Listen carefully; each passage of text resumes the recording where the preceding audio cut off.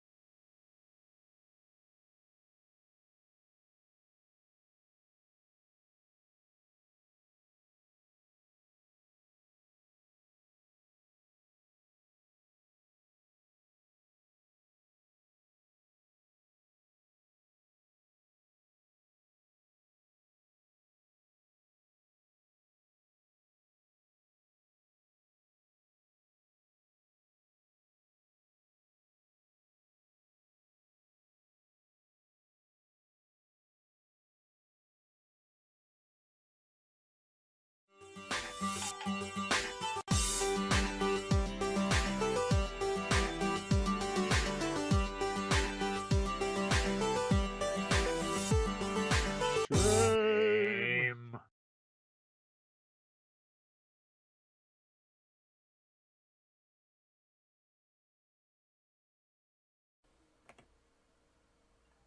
Oh, hi, I didn't see you there. I was just tweeting that we were live. Welcome to Famicom Dojo Pile of Shame Live, where this week we're going to continue to play Chrono Trigger for the Super Famicom with an English language patch. It's all the same, really.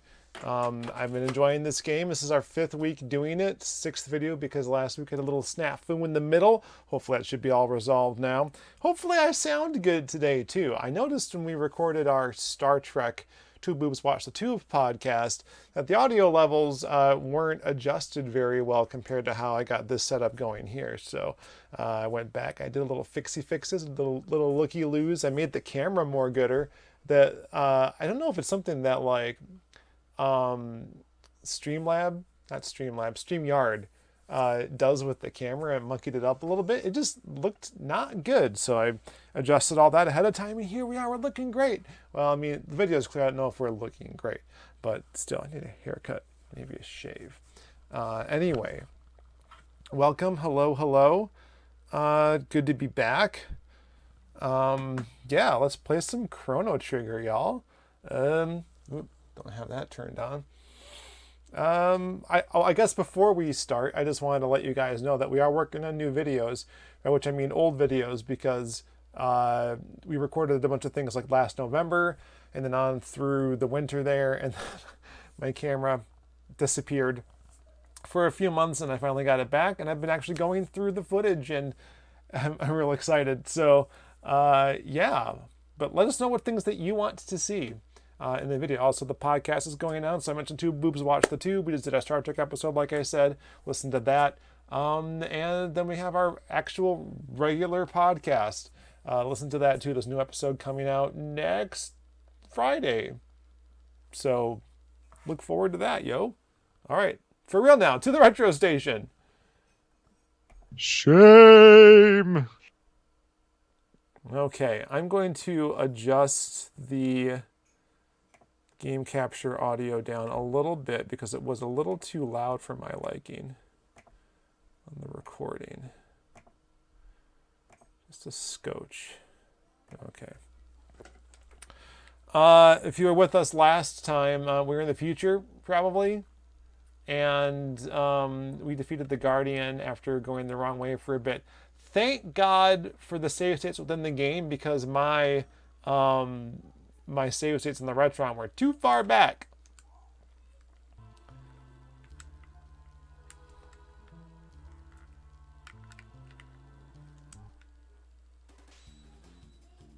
Oh, we're gonna fight this little thing? Okay. Oh, it killed the rats. It killed one of the rats. That's a bummer. Was it supposed to protect the rat? Yeesh. You just happened to be in the line of fire, so that's bad.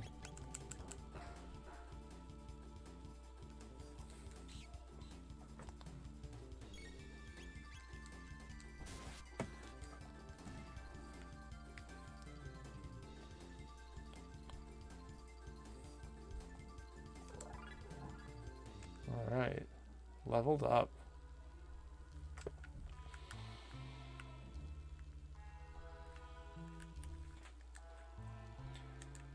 What, mid-ether? Nice. Okay, looks like we probably have to. I'm gonna run. Spend some little time running. Waste less time doing things.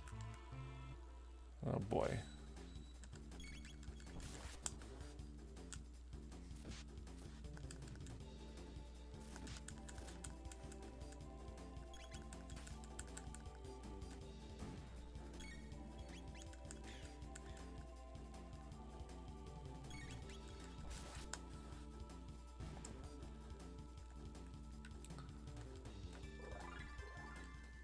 Luca leveled up now. Oh, we can't get to that. We can just jump over that. This is ridiculous. So, speaking of ridiculous, I've been watching Star Trek Next Generation Season 2, and I know what you're thinking. Isn't Season 2 terrible? Seasons 1 and 2 of Next Generation aren't as bad as people say that they are. You might be thinking of a few particular episodes, especially the ones that are most like the original series, when I say things like that, but after having watched them all, I don't feel that way.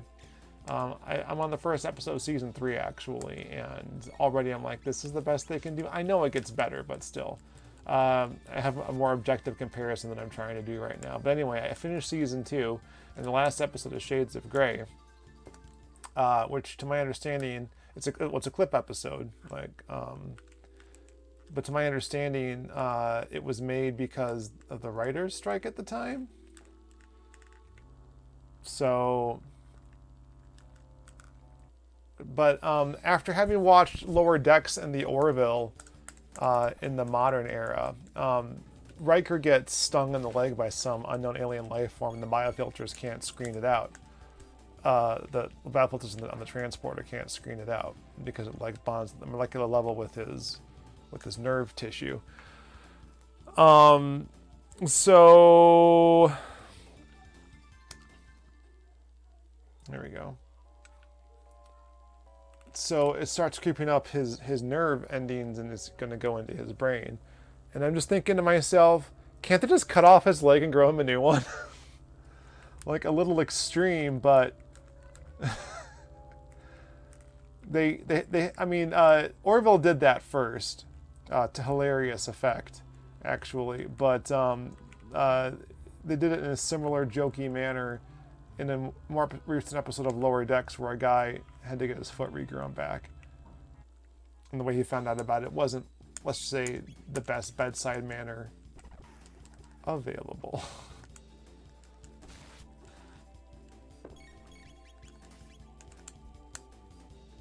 Oh, my guy's health is not doing so hot. Should be able to do something immediately about that, though, right?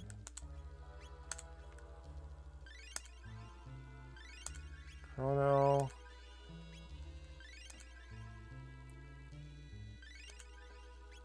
Okay, get them all healed.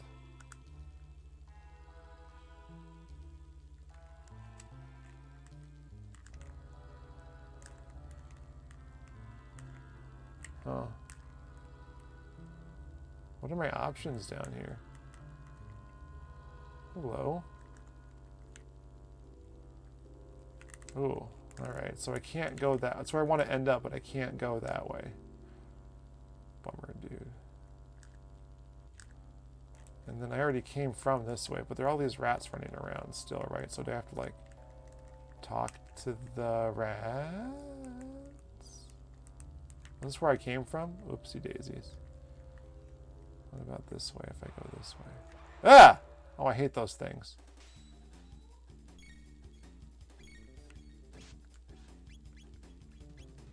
Not Aura Whirl, I want Fire Whirl.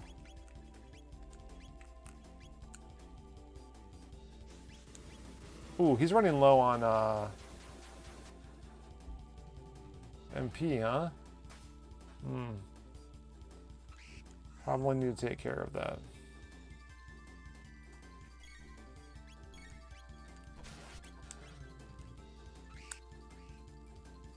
Yeah.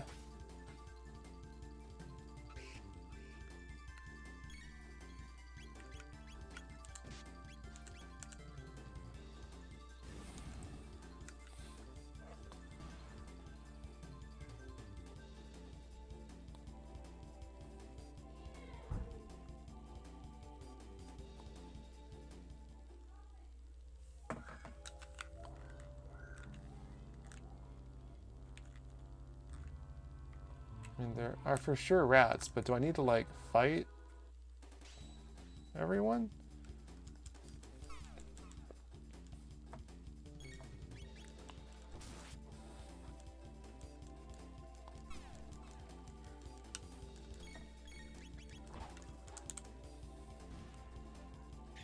Wow. Oh, we are fighting the rats, too. Great.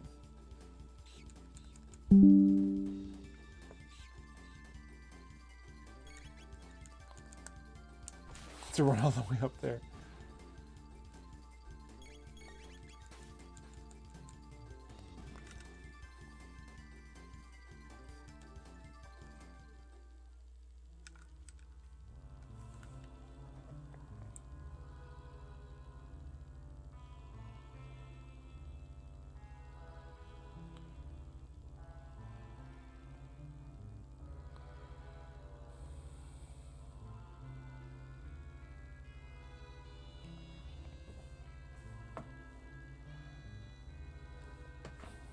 Okay. So I didn't need to go that way. It was just extra points, I guess. Oh, I meant to heal up. I guess I'll do that now.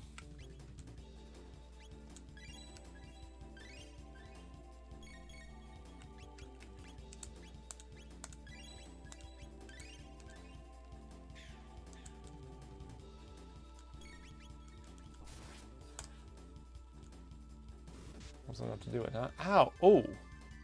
Oh, okay.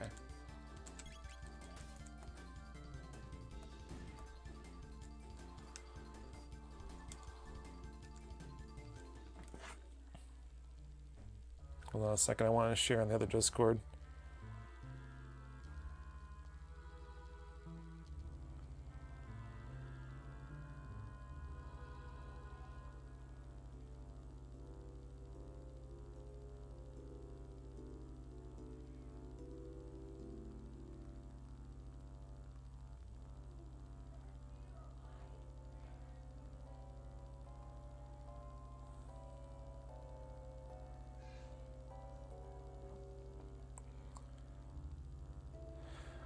All right. Anyway, so TNG thoughts. I think I'm going to stop watching TNG for a bit and circle back to the original series, season 2. But I'm also really curious to watch Deep Space Nine again. It's been a while. I watched the pilot because of our new sister show, Casual Trek. They'll have a new episode, their 4th one, on Monday. Plus there's a bonus one they have out too.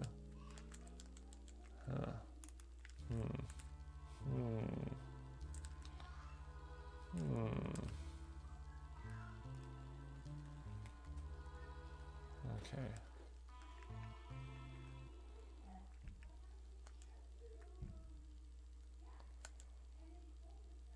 Hello, new viewer. How are you? We haven't gotten very far. We defeated the Guardian last week, and now we just made our way to this computer here. Ooh, look at that. That's looking not great. It's a nice effect, though.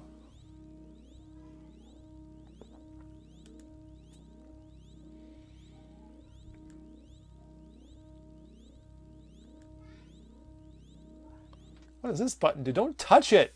Oh, God.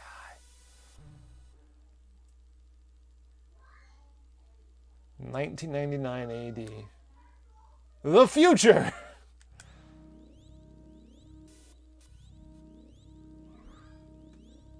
Oh, wow. So this is the future of the planet, right? But then this happens. Oh my God. Because this looks like we're in a medieval type setting normally, but then this critter comes out of the ground, and well, that's not good.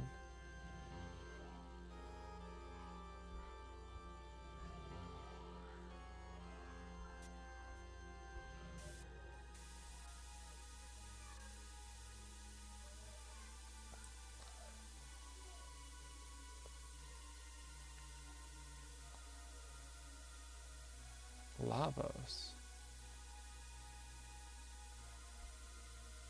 That was a nice sprite.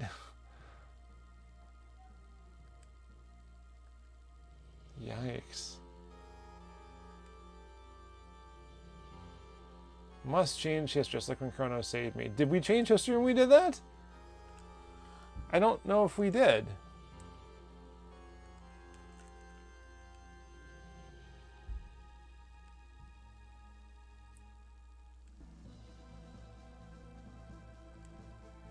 What if I had said no? All right, where are my save points? Get that opened up.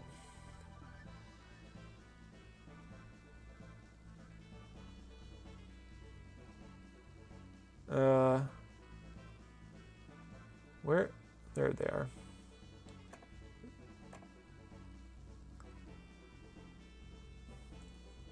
Okay. So let's save this. Oops, I'm on 4 now.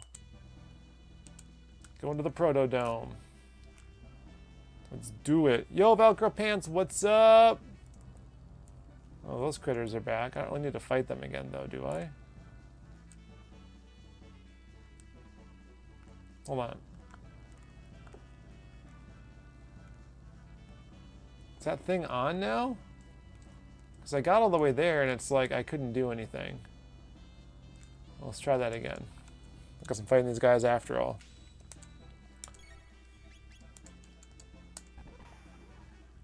So I was just talking about my watching the Next Generation Season 2.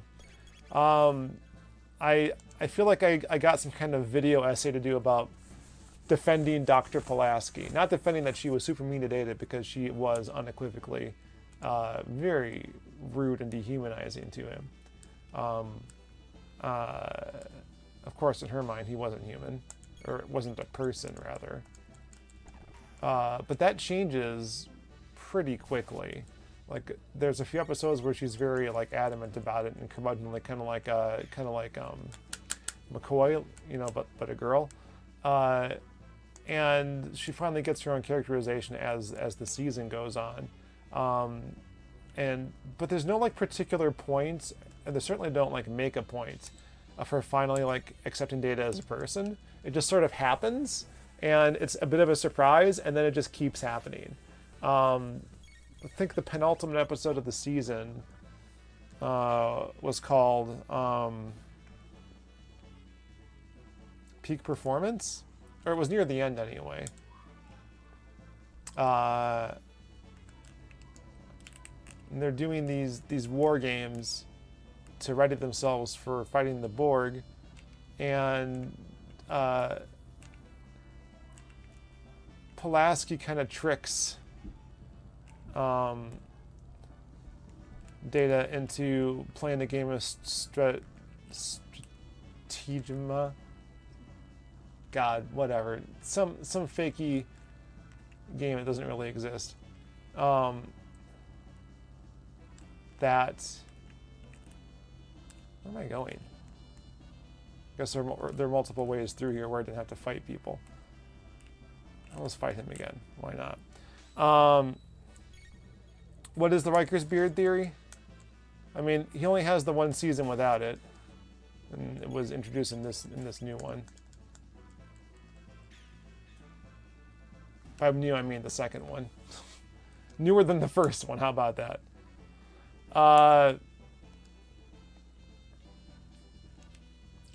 So she kind of goads Data into fighting, into playing this game against this guy, and he loses, and it causes all this self-doubt.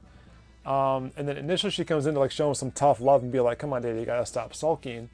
And he realizes that he's had this profound loss of confidence and actually apologizes to him, which is like effectively her last episode. Like the actual last episode, she's trying to save Riker's life, and then you never hear from her again. But this is like her last character moment. But like the weirdest thing was that she ended up having a relationship with Riker's father, or they revealed that she had in the past, during this period of time where Riker and his dad didn't talk.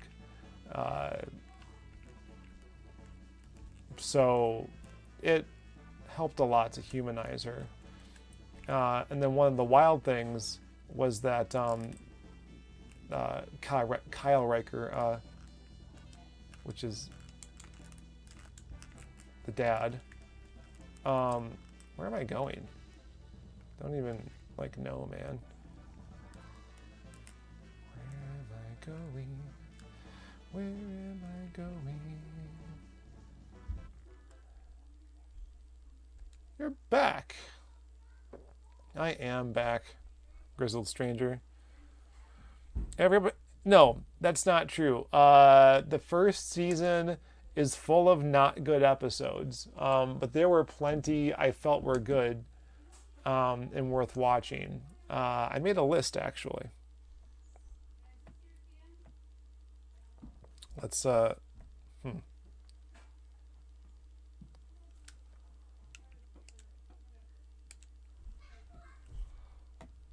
Why isn't it playing when I close this? All right, I'm just going to go to the thing. All right, season 1.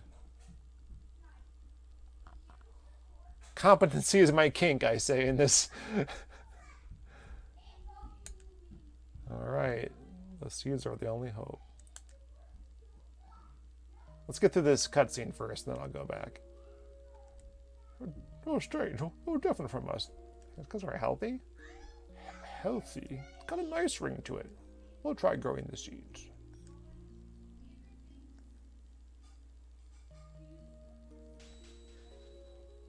Bike key. Key to the jet bike in lab 32. All right.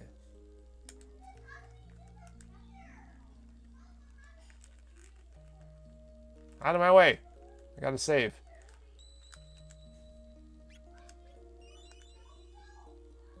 Four hours and 39 minutes we've been playing. All right, so how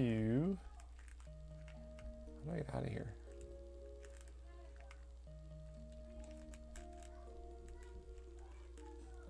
I can sleep, but I don't get very rested, I think, is what the thing said. So I'm just going to use tonics. Ooh, look at all that leveling up. Very nice. She doesn't have any different stuff I can equip, does she?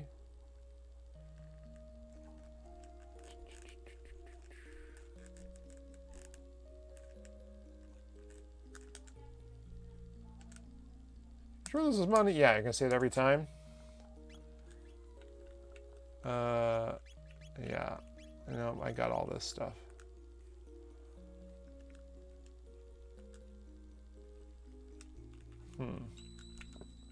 Save that again. 10 saves. Whatever. I don't really care about that number. Whoop, whoop, whoop, whoop, whoop. Oh, you're going to be in my way still? Jerk. Alright, making our way out of here.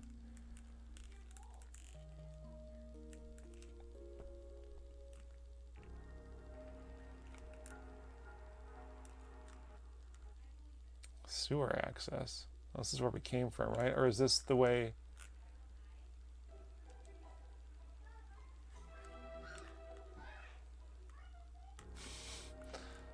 Mr. Crawley. Oh, there's lab 32. Well, I didn't go the wrong way again. All right, let's pause this for a second. I wanna go through this here. So there were 26 episodes in the first season of Next Generation. Way down here, I write down the ones that. Oh. Sorry. Season 2, I wrote down what the good ones are. Season 1, I wrote down what the really not good ones are. So out of all of them, 1, 2, 3, 4, 5, 6, 7, 8, 9, 10, 11. It says about half, but that's a little less than half. That's a pretty bad ratio, though. But those are like ones that I feel like are just not, like, there's not a lot of value in watching them again. Encounter at Farpoint, Naked Now, Code of Honor, The Last Outpost, Where No One Has Gone Before, Too Short a Season, When the Bow Breaks, Coming of Age, I think there's a question mark next to it. Arsenal of Freedom, that's the one where Yar dies. Spoilers. Symbiosis and Conspiracy. And not that they're bad per se, just that in a lot of ways they're too much like the original series and they hadn't made Next Generation its own thing yet. In fact, I'd heard that a lot of the episodes were unused scripts from the Phase 2 stuff, which is meant to be a continuation of the original series with the original Enterprise, the refit, you know. But some of these are pretty okay. Like The Last Outpost is definitely very too much like the original series, but that's also where they introduced the Ferengi. The Naked Now is fun, but we haven't like really gotten to know these characters to like feel anything for what they're going through. But like the one thing that comes out of that is the fact that, like, you know, Yar and Data like share a moment, and that like that continues throughout the rest of the season and the next season. So things carried on, and even in these episodes that like aren't great, there's a lot of great character development, especially with like Worf and LaForge, who were like lower level. They're junior officers yet, like they're like not even full lieutenants. Although as things progress through the rest of into season 2, they get promotions. Oh, well, Worf becomes chief of security but doesn't change his rank. Jordan becomes a full lieutenant, but he's also chief of or he's the chief engineer. Anyway, season 2, I listed some good episodes. I should probably go back and list good episodes for season 1. Season 2, I have notes on every episode in here. Season 2, I didn't write down that many. Elementary, My Dear Data, The Outrageous Okana, and apparently Okana's coming back in lower decks. Loud as a Whisper, A Matter of Honor. Loud as a Whisper is the one with the deaf, not ambassador, like the peace negotiator, and he has like a chorus of 3 people who like sense his thoughts. There's some good stuff with Troy in that, and apparently the woman in that guy's chorus is John Delancey's wife. Didn't know that. I just found that out recently, as a matter of fact. Measure of a Man, of course, that's like an outstanding episode. And I think we mentioned last time we did the stream, it's also an episode that kind of perfected the court-martial. In fact, there are a lot of things that are similar between the court-martial. Well, sorry, there's not a court-martial here. It's a trial, but it's reminiscent of the episode court-martial in the original series. In a lot of ways that I won't repeat this time around. Pen Pals, which I remembered a little bit, but it was a whole like rumination on the Prime Directive, and as much as people like to say like that, like Data is the Spock of the series, he's more like an autistic adult, like high functioning, but very childlike. Like I associate so much with him as someone who thinks a sense of childlike wonder is important and everything. There's an episode called The Emissary, which has nothing to do with Deep Space Nine. That's Kalar's first episode, and then Peak Performance I mentioned. I was thinking of putting the Dolphin on this one because it's about a girl who's a shapeshifter, and like when Wes finds out that she's not really a girl, I'm like, ooh, this could be a commentary on today, like how this resolves might reflect badly on Wesley. He comes around, like it's really fast. Like he's initially upset and hurt, but ultimately he does the right thing. Oh snap. So good on you, Wesley. Hold on. Get back to the... Oh, we're not fighting?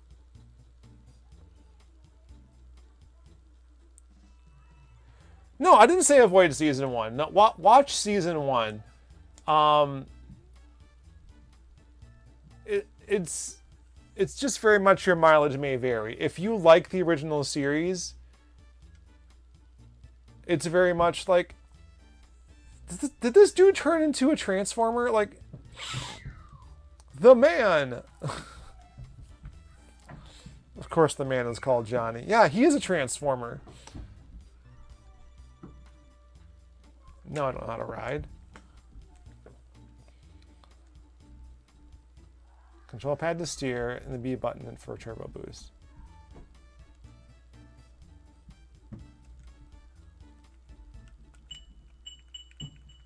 Alright.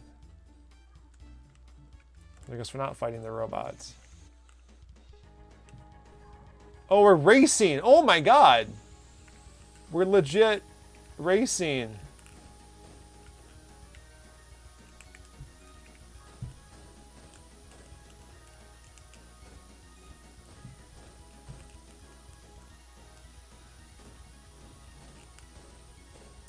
Oh, we're only halfway through and I used all my boosts.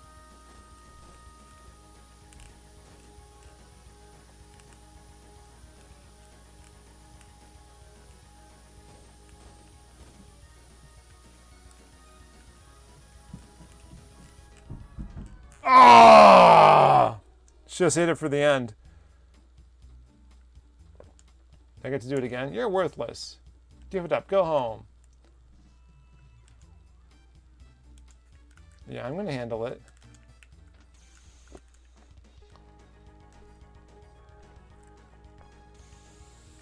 What a great use of mode 3. All right.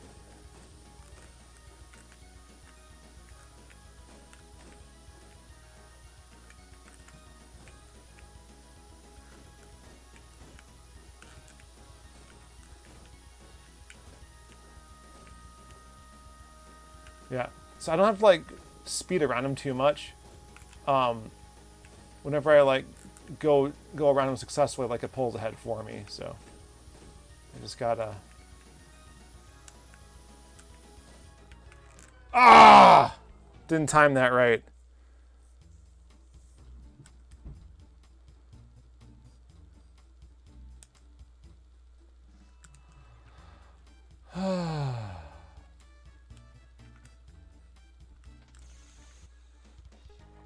Try it again.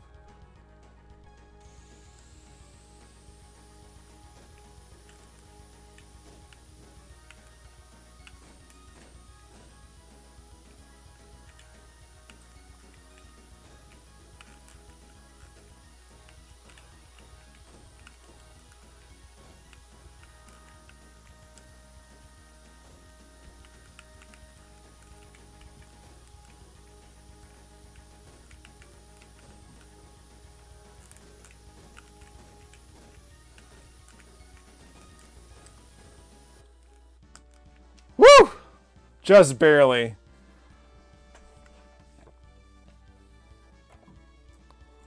That's great.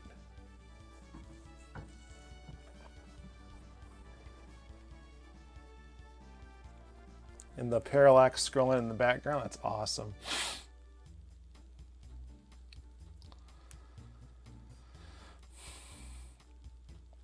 So more things I really like about season 1. So there's Geordi and Worf, and they don't have a lot to do for a lot of the season. Although like Geordi has a lot of episodes where he gets to command, and they're pretty good. Worf has like a lot of quippy one-liners, but doesn't have a lot of character development. Wait, do I not get to keep the bike? What's going on here?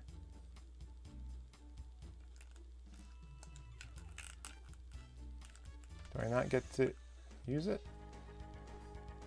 Oh, we're racing again. Well, I don't want to do that. I guess just beating him gets me through to the other side. I don't get to like drive it around this hellish hellscape.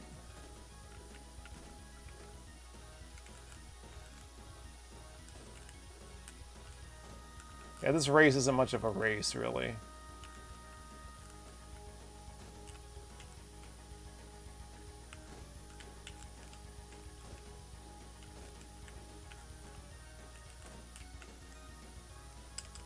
Oh no! Shoot. Oh well.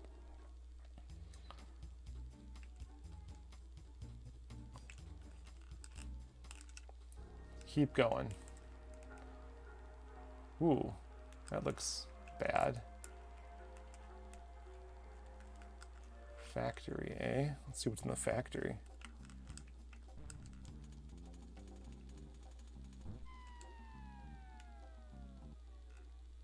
What was that? Apparently I attack it. Acid. Oh, it's a little guy. Ooh. Okay, well. Oh! Ow! Chadoodles.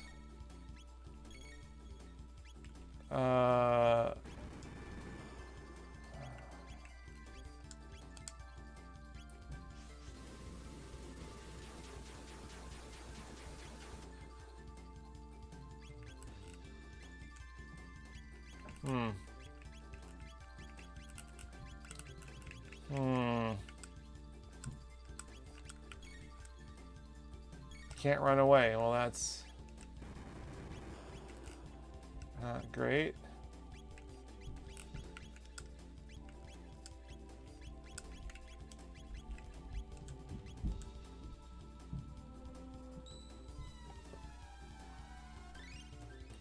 Everyone's healed, yay!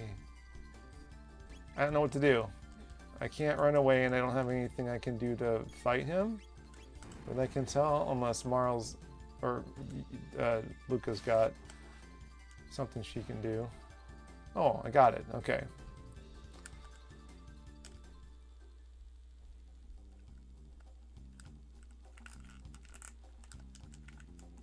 Alright, so I can't go in there.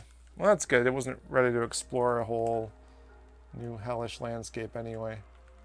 Coliseum. What's in here? Hello? There's people. Well-fed people. Alright, into the Protodome.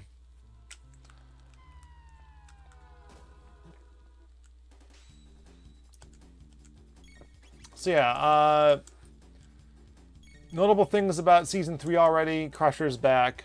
And they make a big deal about her being back and gone for a year. Her reconnecting with Wesley. Everyone's got new uniforms. Even Troy, although the design isn't different. The colors are all swapped around. Guinan has a new uniform outfit. Wesley's is the same. He's the only one that didn't get a new one. I kind of liked his Action Ensign sweater from Season 1. Kind of wish they kept that, but I guess this is better. You can really notice in HED too, like the breast of the new suit has these like very obvious seams right here, and like Data's got more done up here, so better than the pajamas. But then they get into sick bay almost right away, and almost all of like the doctors and nurses in sick bay, which you never got to see a whole lot of. Like they just, even in Season 1, there were no like nurses per se. So the place is just flooded with like the medical staff, and they're all wearing season 1 uniforms still. So it probably makes sense that they started the new season. They just had the new uniforms for the main cast. I'm sure that changes eventually, because I remember it changing eventually. But sword beats acid. I mean, it's just science. Yeah.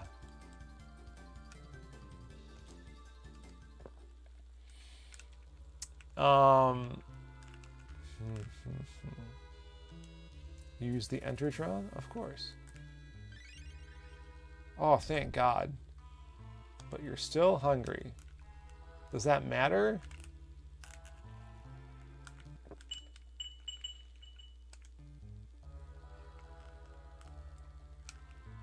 Hello?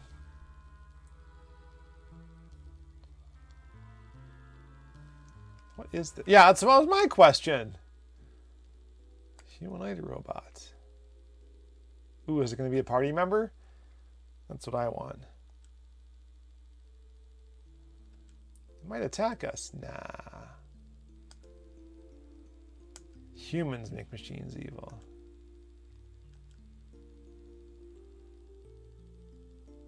Party member.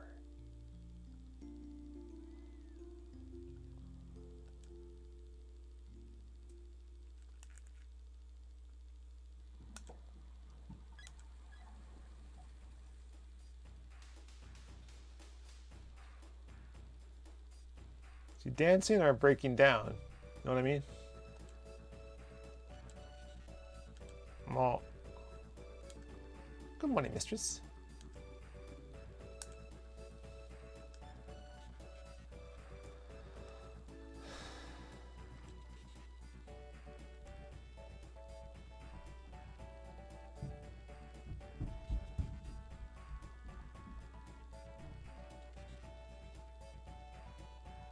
R66Y.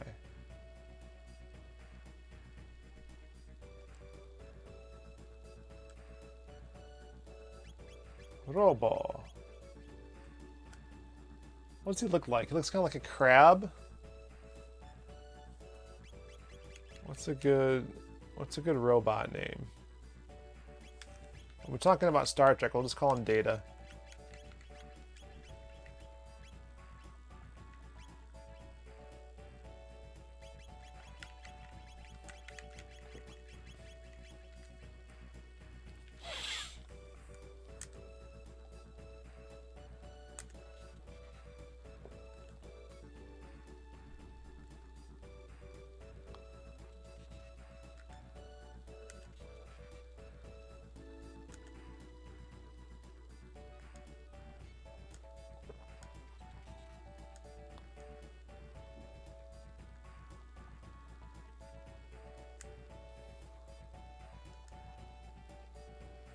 So we were in the year 1000, okay.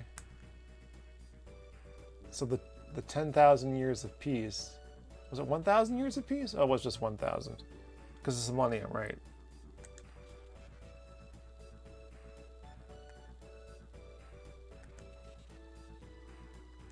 Oh yeah.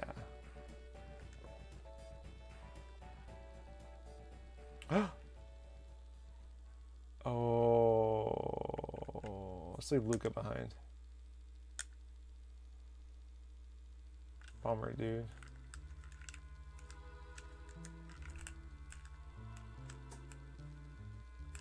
Interesting excuse to keep my party down to 3.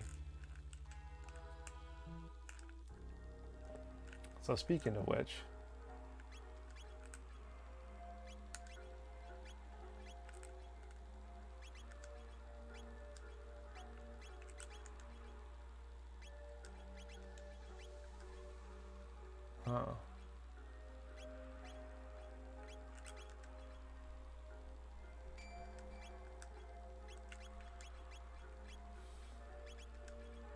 Ooh.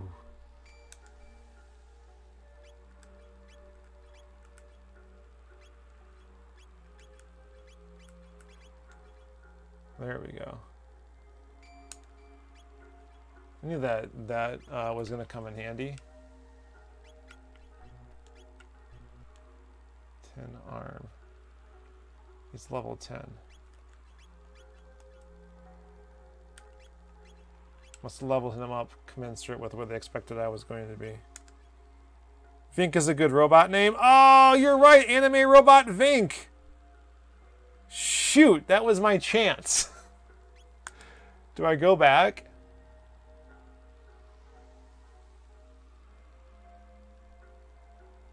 Nah, I think Data's fine.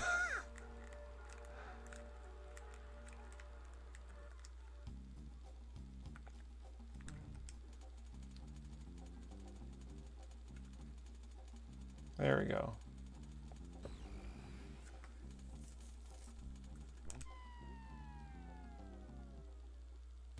You're supposed to help me, Data. So what other good things happen in Season 2 of Next Generation? So, like, I'm defending Pulaski. So I was talking about Season 1 still. Season 1. Yar is great.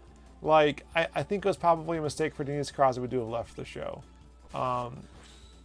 She had great moments. I think there could have been more there.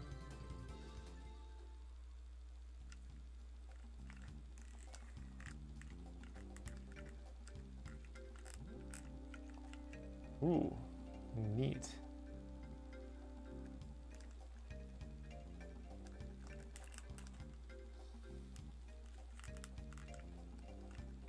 It's a button of some kind. Ah. Interesting.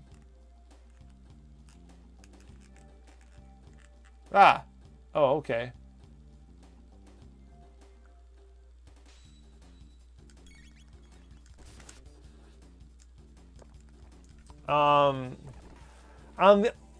On the other hand, like some downsides of the first season are like there's a new chief engineer almost every week.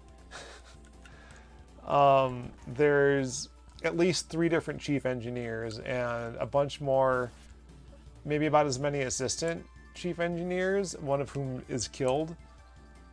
When I was younger, I thought that like they were all just the chief engineer and like they just had one every week that died. Kind of like the new red shirt or something like that, but that's not quite what happened. Oh boy. So Yar, like they really did set up Geordi's technological prowess. So the fact that he becomes, oh boy.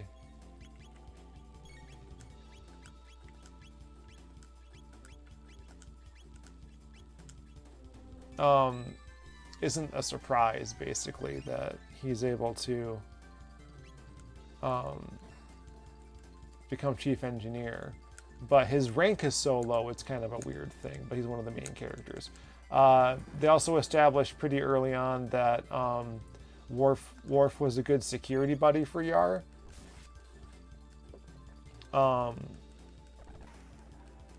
So him becoming chief of security also wasn't a surprise. Like, in fact, Picard makes him acting chief of security, like the episode that Yar dies, I think.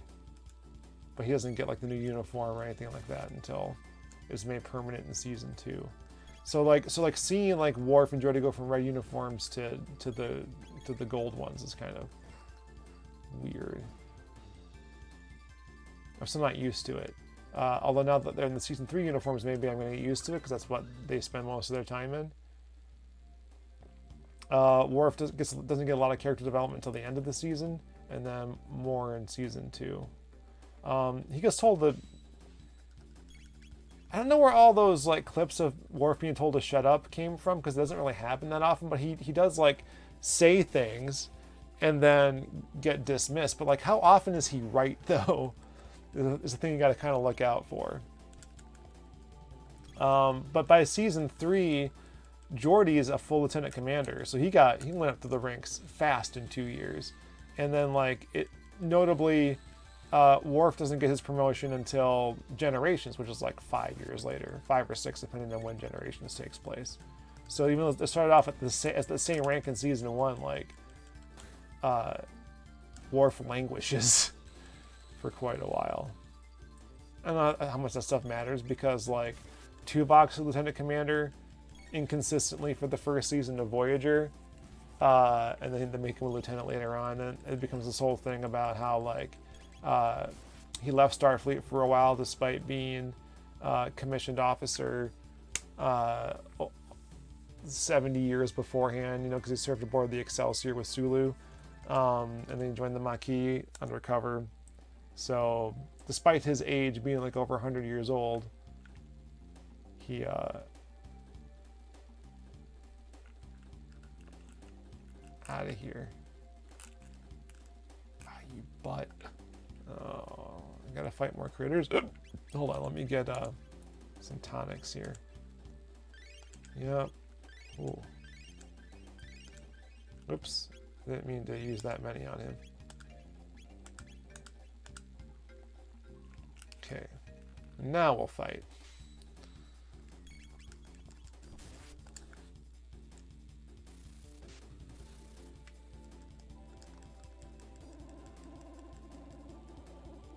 Ooh.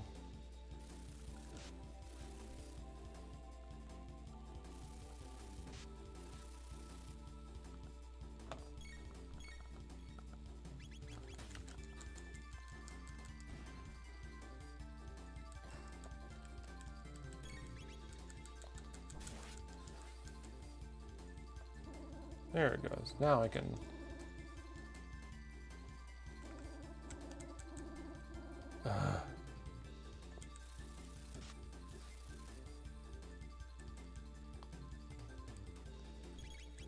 So, back to the Riker beard theory. Just because Riker has a beard like he does for 6 seasons doesn't mean every episode he's in is good. There aren't a lot of stinkers per se in season 2, certainly not as many as season 1, but there aren't as many great episodes. It feels like, or no, it's kind of a mixed bag. Again, your mileage may vary.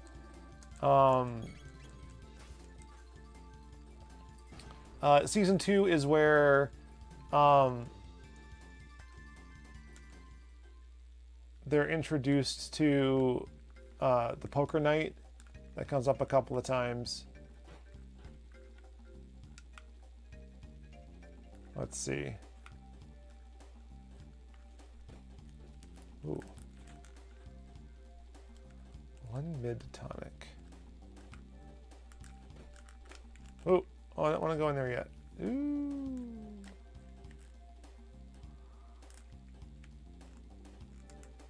Can I hit this thing, or is it meant to be a barrier to my progress? Son of a gun. I guess I am going to go this way.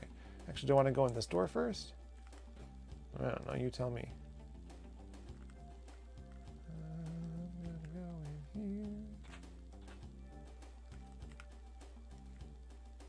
here. Empty. You're empty. Oh boy. What did I do?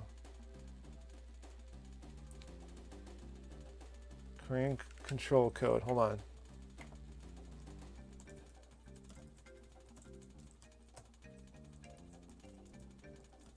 Is XA code 01 is BB.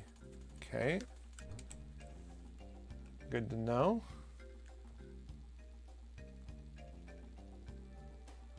Are they gonna fight me? No.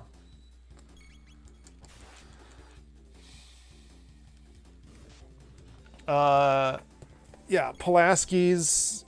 I'm gonna keep talking up Pulaski because she was not a bad addition to the crew.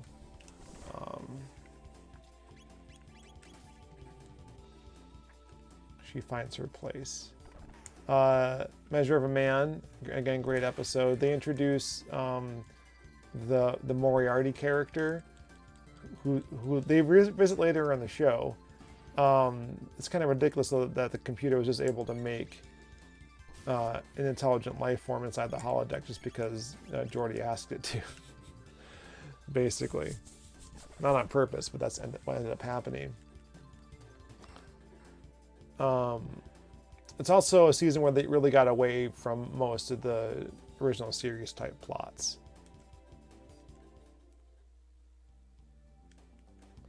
No consistent design for an admiral's uniform yet.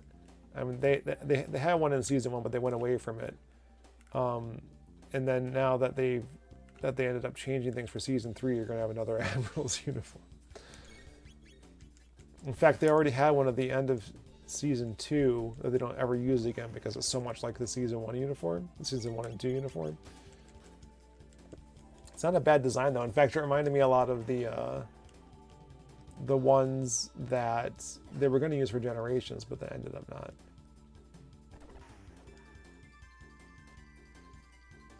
I like the, it's not to say they wouldn't have gotten different ones for First Contact, but I like the First Contact ones.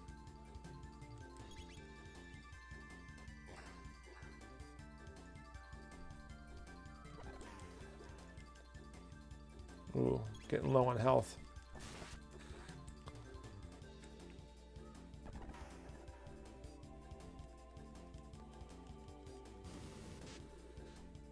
Ouch. Ouchies.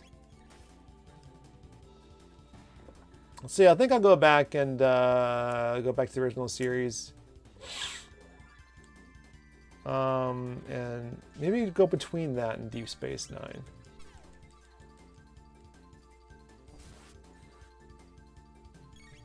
There were a lot of episodes in the first season of the original series. But there's like, well, I say a lot.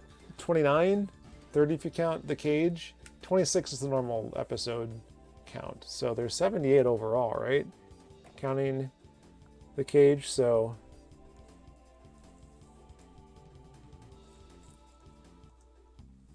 it averages out, because there's 78 or 79 episodes, and it averages out to 26 across all 3 seasons, I think.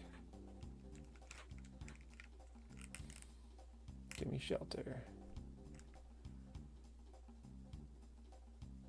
A, B, X, Y.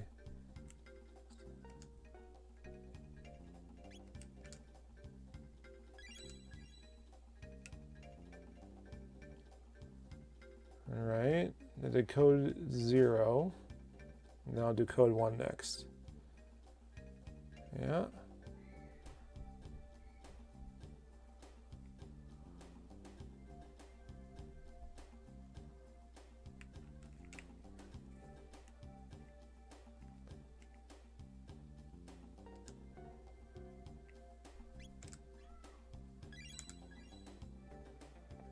Oh, that moves both of them out of the way. Okay.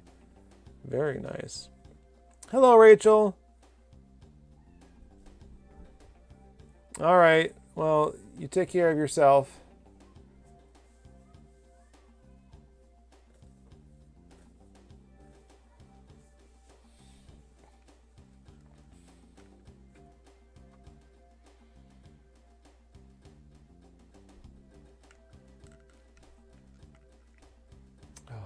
Can I get out of here without fighting these guys again? I can. Nice. All right, so I can go back down. This way? No, how do we go back down? How was I down there? Oh, right here. Booyah, Grandma. Let's go back to the right. Oh, what's that? Nothing special? Sadite? Sadite. Okay, so I can go back to where I started and then maybe try some of this stuff again. I don't know. You tell me. Yeah. Robin bow. Bet you that goes to, nope. Ooh. Yeah. That's how we're gonna do it.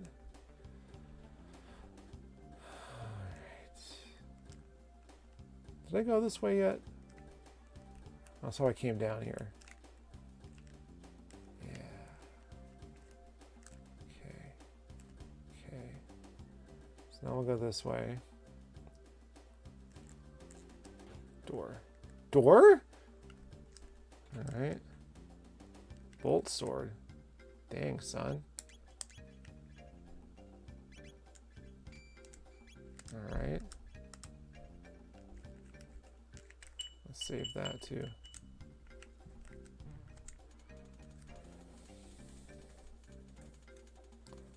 Defense lock code named Zabi.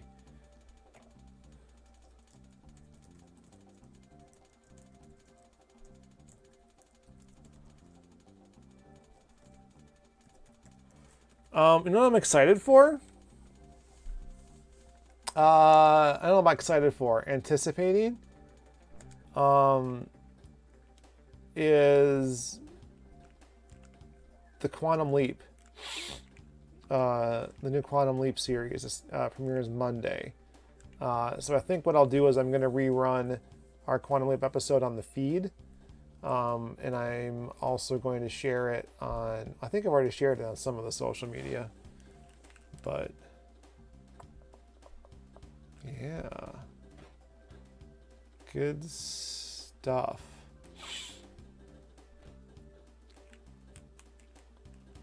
I'm not excited for it because I don't know what to expect. I added the trailer to the Famicom Dojo.tv website if you want to go check it out.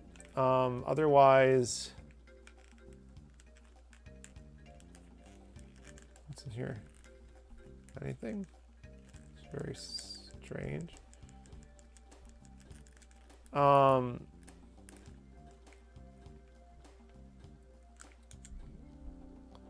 Yeah. Oh boy. Oh yeah, I guess good news is that we're definitely going to be able to watch it before we record our next podcast. So we will talk about that.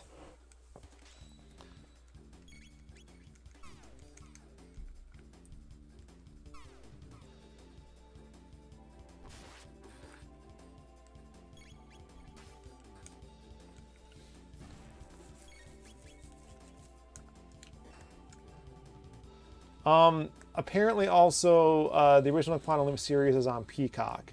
So that's where it went to. Like, it wasn't anywhere for a while. It was on the regular NBC app, and then it went to Peacock, which makes sense. I imagine things aren't going to stay on the regular NBC app for long, and or it'll get merged with Peacock. I might be able to watch the new show on demand with my Spectrum account without getting Peacock, so we'll see how that goes. The original show is also some of it Spectrum has on demand as well. Just a smattering of episodes across all 5 seasons, but it's got them. So, oh, Satoshi! Quantum Leap is coming to Peacock, and it'll be airing on Monday nights at 9 Central.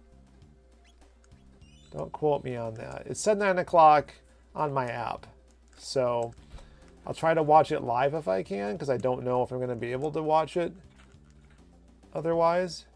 But I have to fight these things. But yeah, I'll get a Peacock account if I have to. I think I should at least commit to watching this season. I'm not sure how Vink's going to be able to watch it. That's going to be the big question. Because at least with like Hulu and Netflix and stuff,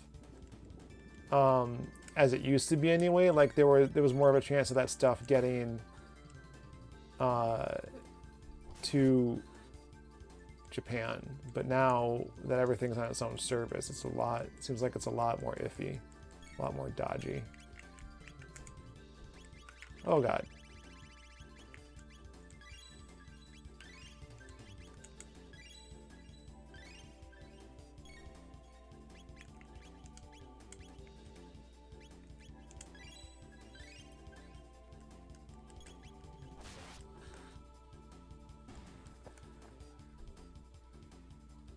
It's not. It's on network TV. It's on NBC every Monday, and then it's on Peacock the next day.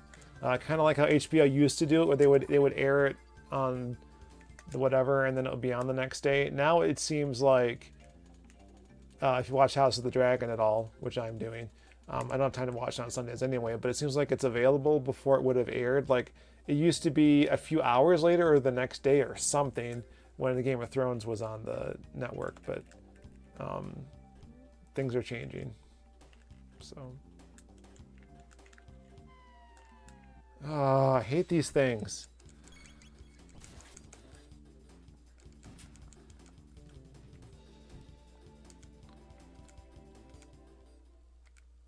All right, I'm gonna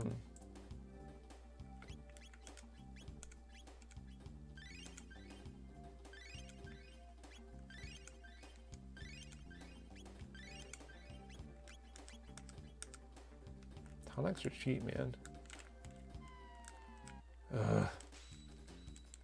I also watch very little modern TV. Like if I watched anything at all, it would be on Hulu, which is also like a next day thing. But now that everyone's got their own app that they want you to pay for, I'm overextended as it is. Like I can't keep everything I have, so I'm going to have to let go of something.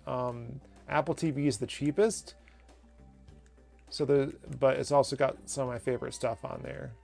So it might be a thing where I cycle through and like cancel the subscription for a while and then only get it back when I actually need it for something. I mean, season 3 is coming up. That's not going to be enough for me to keep Apple TV, so maybe I get rid of it until I hear a new show is coming out or something. Cobra Kai just dropped on Netflix, or I might be thinking of getting rid of Netflix for it. But actually, no, my kids are watching Avatar on Netflix, so I can't. Bummer.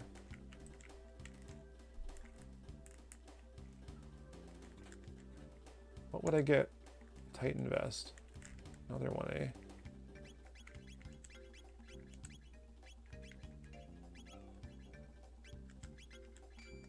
Okay.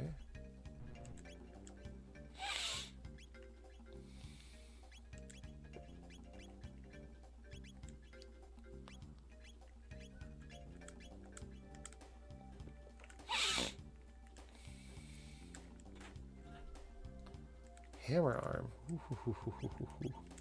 Oops.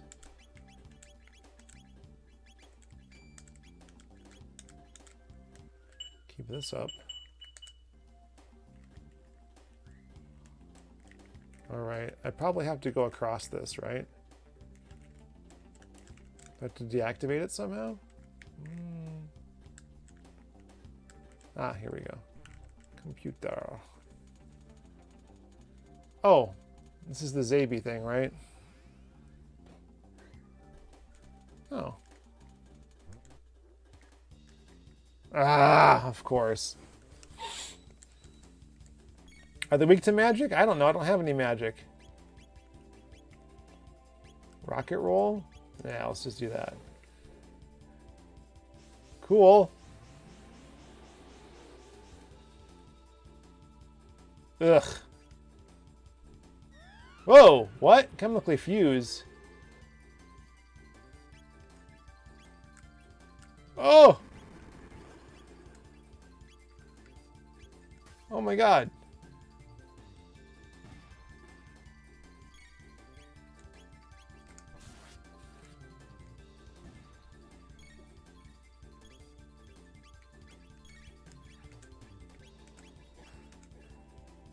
Okay. They're taking more damage. Is it because I leveled up our weapons? I don't know. Maybe the green ones are weaker.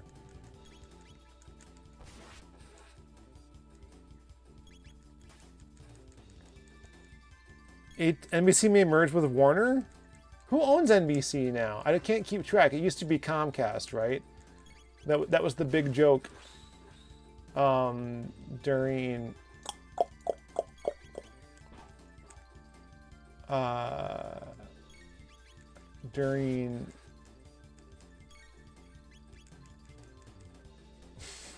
shoot, 30 Rock. Are they owned by Universal? I don't know if Universal and Warner merging is a good idea, or they're selling the NBC portion of it. I'm going to look that up.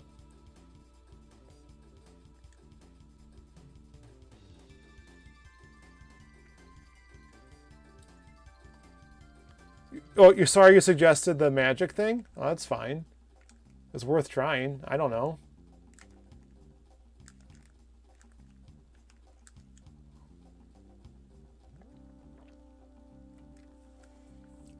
So does Comcast own Universal still then? I'm so not. Oh, the joke was that GE owned NBC and like they were actually in the toaster division.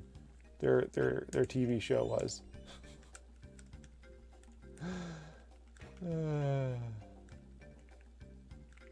Okay, so I went through all of that and I came out again. How do I...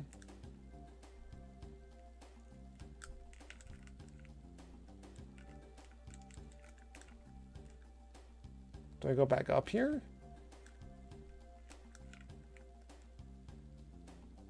Oh, I do go up here. Okay.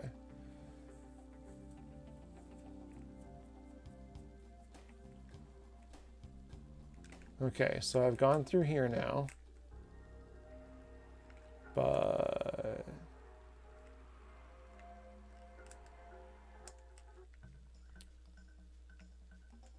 All right. Okay, so now...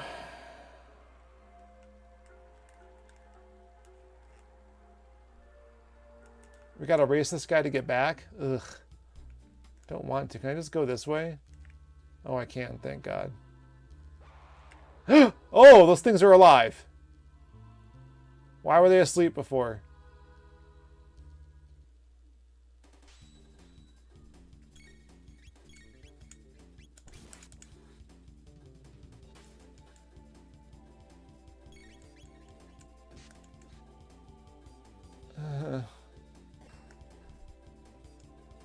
Wow, they have a lot of HP. Ugh. It's like 350 or something? Yikes, yikes, yikes. Oh, he sucked out health? That's mean. I am playing on a Retron 5. I actually have a Super Famicom version of Chrono Trigger, and I'm using a language patch on it. Because Chrono Trigger on Super Nintendo is outrageously expensive. And I got this copy years ago, before I had the Retron 5, actually. Figured I'll have some way to play it. I could use it either like a guide and I had to worry about reading it, or try to read it anyway, or what. But I never got around to playing it. It's also on my Wii, but I just wanted a physical copy, I guess. So, but now I can stream it this way. I guess I could play it. I can stream it off the Wii too. But so it's kind of like a Super Nintendo. I am using my Super Famicom controller, which I could also do in a Super Nintendo, I guess. But farts and butts. Oh, so many of those things. All right, I'm just gonna... Oh, I don't have Luca with me. Shoot. Should I go back for her? Oh, I wasn't thinking. Oh no, am I hosed? Hyperkin's making a PC Engine clone? I might have seen that.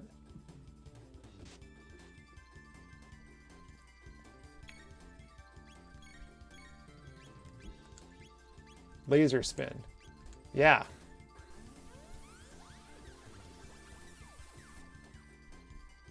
Oh, thank God.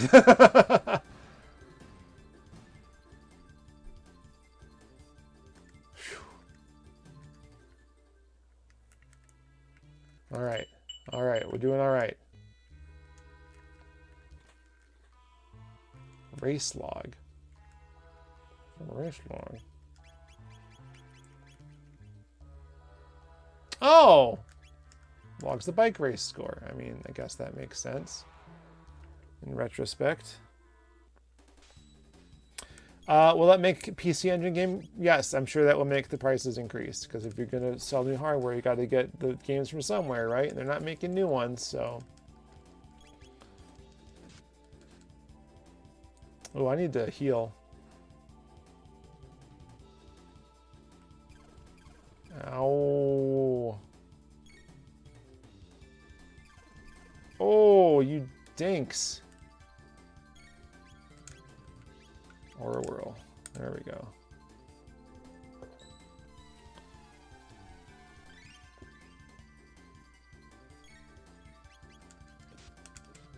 Ow! Cut it out! Oh.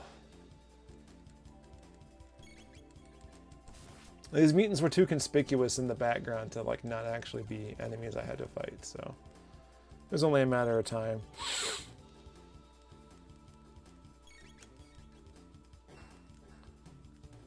Well, increased demand and fixed supply means increased price, right?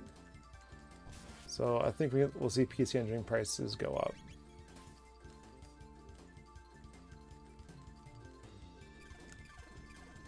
Farts.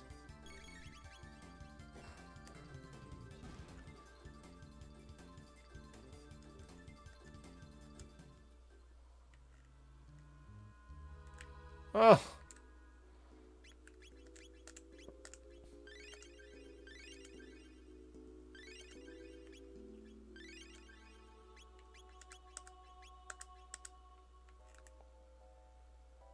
Let's get through here. I don't even know what current prices are.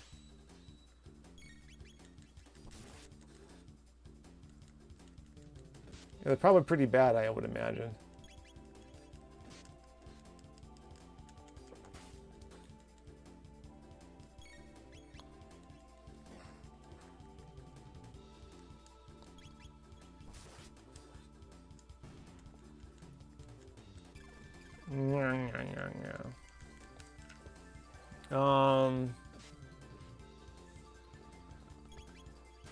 Yeah, so we can't do it this weekend like I was planning on because I'm going to be indisposed. But hopefully next week, Sunday, we'll record two Boobs Watch the Tube episodes. And we're planning on doing Severance and Gravity Falls. Those are going to be great episodes.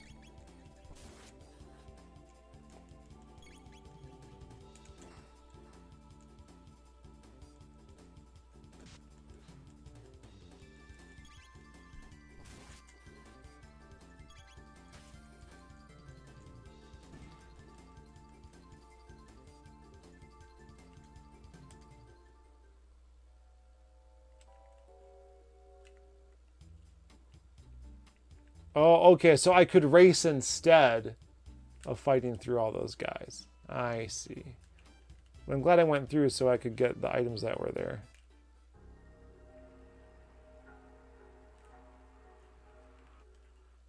I don't want to go into Super Access yet. Okay. Not ready for that.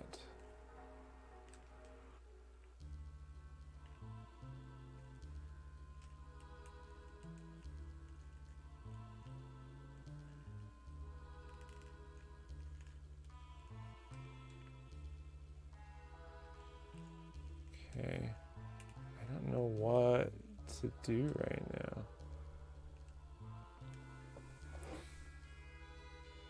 Oh, thanks. Yeah, we enjoy making the secret podcast. Fun thing.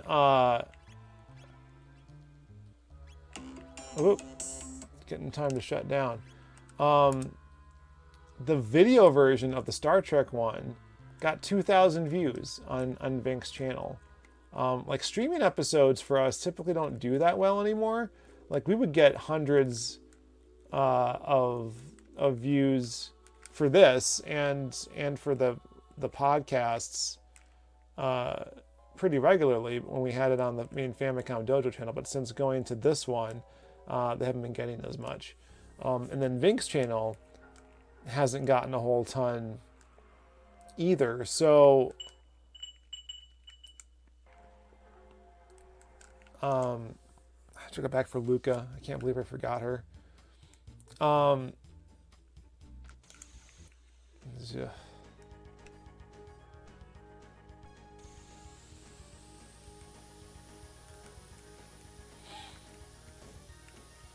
So I'm not sure what did it because I don't have access to Vinnk stats, but over 2,000 views that one got. So I'm hoping that the podcast version does just as well.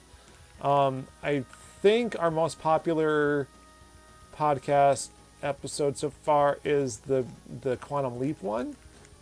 By far, like it's got hundreds of listens compared to like the other episodes, which are I was too busy talking.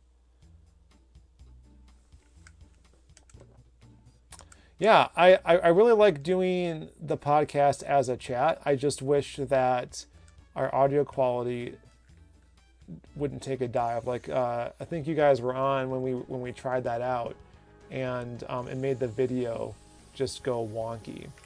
So we're gonna try something else. I'm not sure. We're probably gonna stay on StreamYard for the time being. Actually, I got a week, so I can maybe check out some alternatives. But you know, we would do Skype, but the video quality is just awful, like 8 frames a second, and we after a while it was making things in the way it was encoding the files, we couldn't edit it. Like it would desync the audio and video in ways that were really, well, annoying. There we go. So yeah, we want to be able to get good audio.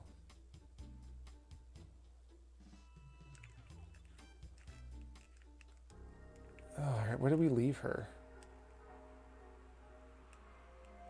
Was it in this dome?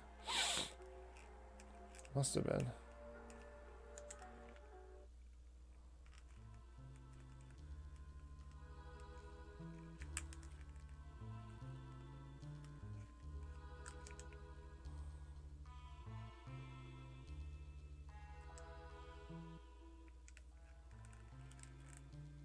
Oh, did we leave Marla behind now?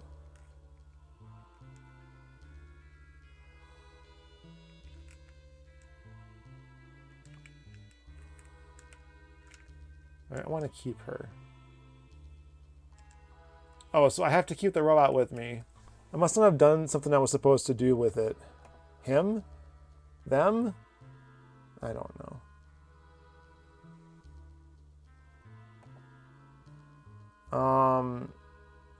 No. It's up here somewhere. Beyond the ruins. A New Hope.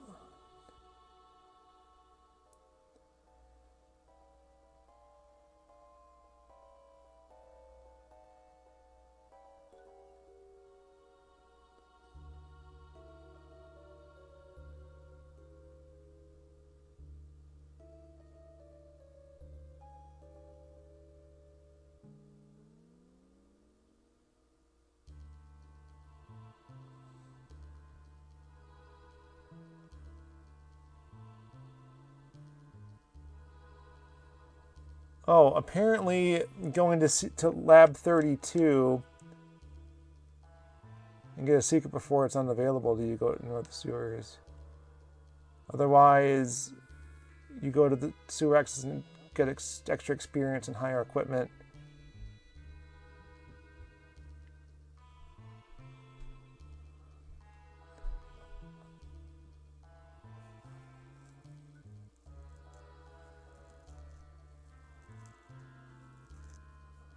Protodome.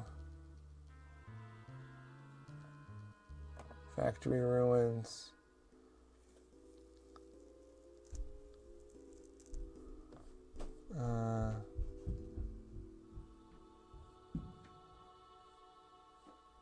Boss fight.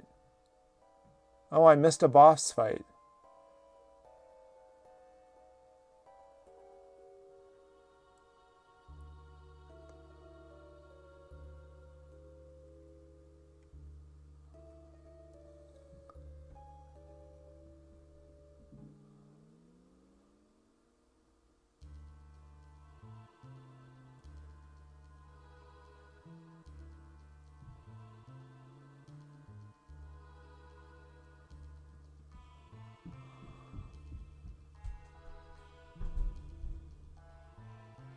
Oh.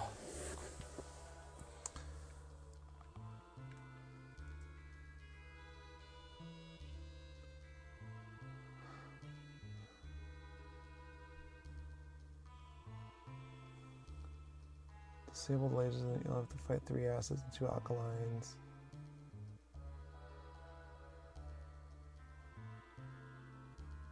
Head north.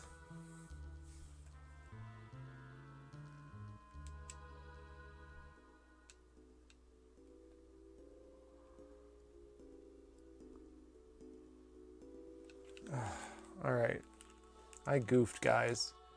We could have ended this on a boss fight. Instead, I'm running around like a jerk.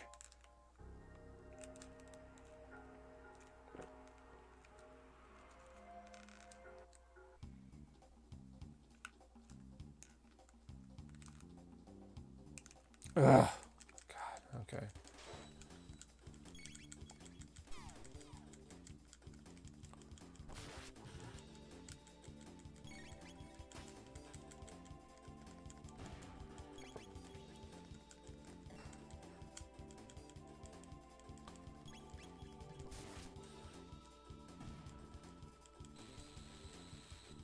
Yikes.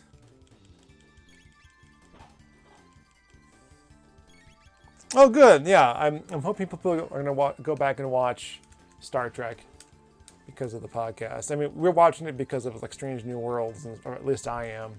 I don't know if that's really what Vinck's into. I know that Stosha's trying to get him to watch Deep Space Nine as well, but yeah.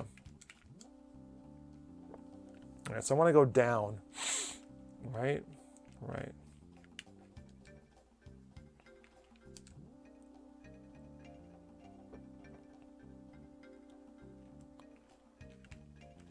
So what does it say? So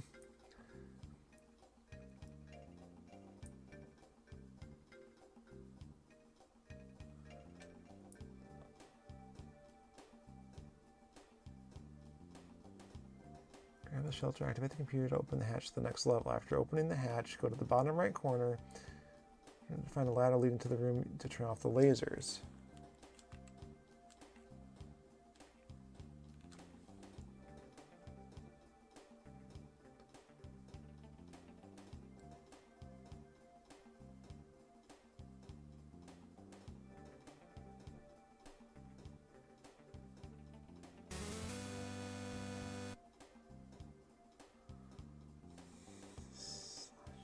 Head north in the long passage, grab the plasma gun. I don't know what it's talking about there. What long passage? This is the room where we turn off the lasers. Yeah, I'm trying.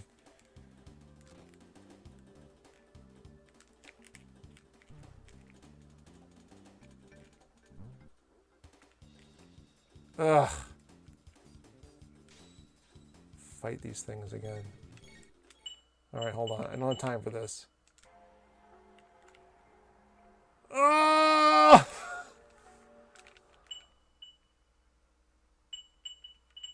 Really? Alright. I goofed, everyone. I goofed. I'll end it. Maybe I'll get it back. Maybe I'll run around some other time and figure out what I'm supposed to do here. But, alright, yeah, let me know how it all went. Oh, 2300 AD, so it's been 400 years since whatever catastrophe happened. Hopefully the podcast, the stream sounds and looks a bit better. I had like JMPEG or MJPEG video going on before. The machine can handle the H.264.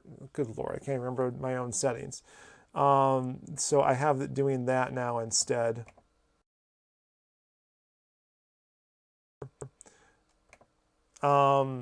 And I got the volume set a bit better. Satoshi, I think you missed it, but when we were talking about doing the, I noticed how the podcast sounded. My levels are very high and distorted. So I think it doesn't sound bad on here because I was able to turn it down in the software, even though the input was too high. So I've turned down the input overall. So hopefully the next time we do a podcast, it won't be so loud. But we're going to figure out something that we can actually record our audio separately and not use StreamYard. Because just using a different program in the audio makes the video in StreamYard just lose its mind. Even though I was using a separate audio input on my end. Vinck's went bad, mine went bad, so I'm pretty sure it's StreamYard that's the problem. Well, it's also 640, or it's also 1020p instead of 720p, although most of the time I'm in this little corner, so it hardly matters. Although I am streaming this out of 1080p now. So having the laptop helps. The new one that can like not crash and whatever else. So this is a good transition into Patreon, which is what we use to buy the new machine, and not do much else, unfortunately. So I thought that this wasn't working. I was going to buy myself a new light back there too. But if anyone's not part of the Patreon now, you can go there today at patreon.com/Famicom Dojo, and even for as little as $1, make everything better, because we don't get ads on the streams anymore. We don't get ads for the podcasts. So this is how we support everything. We barely have ad revenue for YouTube as it is. So this is it now. This is it. So speaking of YouTube, we're gonna get more videos out there, and you'll see them first on the Patreon. So now is a good time to join, because as I mentioned at the top of the show here, we got new videos that we're working on. So be one of the first. Also, make suggestions for what we should listen to in the Two Blues Watch the Tube podcast, because it's all part of the same family of stuff. It's all the same producers, being us, so it's all the same money. Yeah. I owe Velcro Pants a DVD. That's going to get out pretty soon. If you want a DVD also, you can join as a Dojo Disciple, even for just 1 month. You get the DVD right away. And then you can change your pledge if you want. Or if you're pledged now, why not consider going up? And we're going to try and get our t-shirt thing figured out. Hopefully soon. I got a lot going on, so it's been hard to get that nailed down. But yeah. Good stuff. Thanks for coming, everyone. And I gotta read off our things. Our supporters for the month of September are Andrew Greeley, Daniel Hathcock, Ogre III as our Dojo Disciples, and then you might get the t-shirt tier, Buttlord, Jody A. Cornelius, Keith Robinson, Lena Blue, Peter Burrell, and Rachel Moser. So thank you, all of you. And if you want me to read your name, just join one of those tiers, and you will be on the list next time we podcast. Or next time we do the Famicom, sorry. We don't read those for Two Blues Watch the Tube, I realized, but the Famicom Dojo podcast we do. And the videos.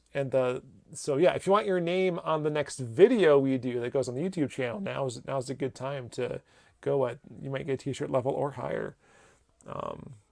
So thanks for listening to the spiel. And until next time, the dojo is lost in the future. Famicom Dojo.